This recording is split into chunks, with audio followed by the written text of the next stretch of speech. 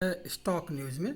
अगर आप मेरे चैनल पे पहली बार विजिट कर रहे हैं तो सब्सक्राइब करें ताकि आपको लेटेस्ट इन्फॉर्मेशन मिलता रहे। आज बात होगी टाटा स्टील पर। टाटा स्टील कंपनी के शेयरों में आज आपको तेज़ी देखने को मिल रही है और सेंसेक्स टॉप 30 गेनर्स में ये शामिल रहा है। हालांकि पिछले कुछ महीनों से अगर देखा जाए तो इस स्टॉक में काफ़ी प्रेशर बना हुआ है और लगातार जो है इसमें हमें गिरावट देखने को मिल रही है। अगर बात करें इस स्टॉक के अगस्त महीने की, अगर बात की जाए तो अगस्त महीने से इसके स्टॉक में लगातार हमें करेक्शन देखने को मिल रहा है। ये स्टॉक 1535 रुपये के करीब चला गया था और अपने एक साल के हाई पर जाने के बाद अब तक जो है लगभग इसके स्टॉक में 44% तक की गिरावट हमें देखने को मिल रही है। वहीं इस साल अगर बात करें इस शेयर के बारे में तो पिछले 6 महीनों में इस स्टॉक में जो गिरावट आई है लगभग 19% के करीब जो है गिरावट हमें देखने को मिल रही है। तो अब सवाल ये उठता है कि टाटा स्टील के शेयर में आज तो आपने जो तेज़ी देखी है, क्या ये तेज़ी आगे बरकरार रहेगी? क्या ये स्टॉक जो है 1535 रुपये के करीब गया था, क्या इस बॉर्डर लाइन को ये क्रॉस कर पाएगा या क्या यहाँ से इसको तेज़ी और भी देखने को मिलेगी? इन सारी बातों पर आज हमारी चर्चा रहेगी और हम जानेंगे कि क्या स्टील सेक्टर में और क्या टाटा स्टील के शेयर में आपको कितनी तेज़ी देखने को मिलेगी। तो सबसे पहले जो टाटा स्टील की तरफ से एक खबर सामने निकल के आ रही है उस पर हम एक बार चर्चा करते हैं।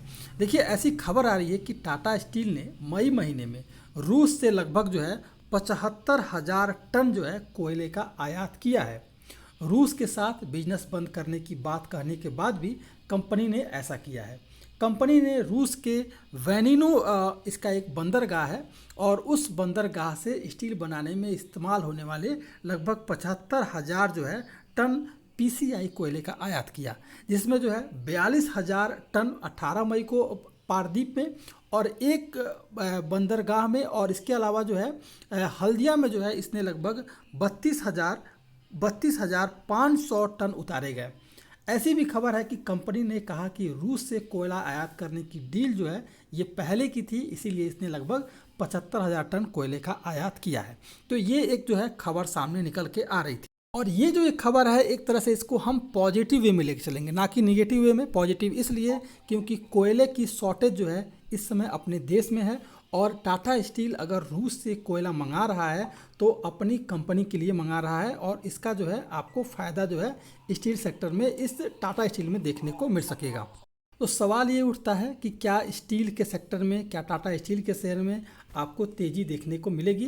तो सबसे पहले हम जो इसका एक पॉइंट ऑफ व्यू आ रहा है उस पर हम चर्चा करते थे। कोकिंग कोल की कीमतों में करेक्शन का अनुमान था, क्योंकि कोकिंग कोल की कीमतों में अगर गिरावट आती है तो कंपनी को इसका बेनिफिट होगा, लेकिन अब कोकिंग कोल की कीमत के कॉस्ट अगर बढ़ोतरी होती है तो इसका एक निगेटिव इम्पैक्ट पड़ेगा और वैसा हो सकता है कि आपको फिर जो है स्टील सेक्टर पर दबाव देखने को मिले और टाटा स्टील पर खास करके। लेकिन अब देखा जाए तो कोकिंग कोल की कीमतों में करेक्शन का अनुमान तो पहले था, लेकिन अभी जो है यह स्टेबल रही है, जो कि एक तरह से खतरे की घंटी है स्टील सेक्टर के लिए। चीन में मंदी से भी स्टील की कीमतों में सपोर्ट नहीं मिल रहा है। जब तक चीन की सरकार अर्थव्यवस्था को रिवाइव करने के लिए बड़े पैमाने पर प्रोत्साहन राशि की घोषणा नहीं करती है, तब तक जो है आर्थिक गतिविधियों पर अंकुश लगाने की संभावना बनी रहेगी और आपको मेटल सेक्टर पर आपको दबाव बनता हुआ दिखाई दे सकेगा। टाटा स्टील के पास सामान से अधिक जो है इन्वेंट्री होगी, क्योंकि स्टील पर जो है इस समय 15% जो है निर्यात शुल्क लगाए जाने के बाद व्यापार गतिविधियां लगभग रुक गई हैं। अनुमान है कि अधिकांश स्टील मिल अपने मॉनसून शटडाउन शेड्यूल को पहले से तैयार कर लेंगी।